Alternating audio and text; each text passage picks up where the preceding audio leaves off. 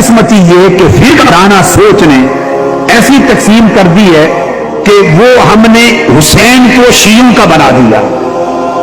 ایسا سوچ کر ہم اپنے آپ کو ایمان سے محروم کر دیں گے.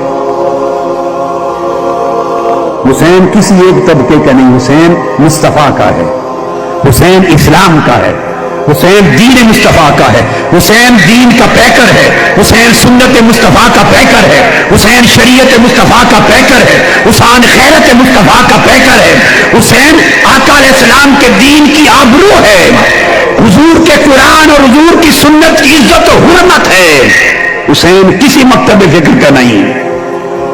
انسان کو بیدار تو ہو لینے دو، ہر قوم پکارے گی ہمارے ہے حسین. اس فرقہ وارانہ سوچ نے ہمیں بڑی نعمتوں سے محروم کر دیا. صحابہ فلاں کے ہیں، اہل بیت فلاں کے ہیں، خدا فلاں کا ہے، نبی فلاں کا ہے. کیا تماشا ہے؟ توحید فلاں کی ہے، رسالت فلاں کی ہے، صحابہ فلاں کے ہیں، اہل بیت فلاں کے ہیں، اولیاء فلاں کے ہیں، حسین فلاں کا ہے. یہ فلاں فلاں اس بلا نے ہمیں برباد کر دیا ہے. یہ جو سوچ ہے، اس سوچ سے ہمیں نکلنا ہوگا. آقا علیہ السلام نے تفرق کی سوچ نہیں دی تھی.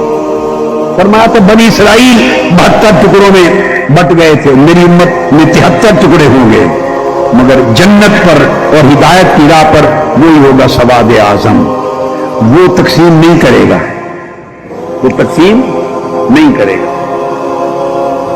لہذا یاد رکھ لیں، کبھی اس امر سے نہ ہچکچائیں.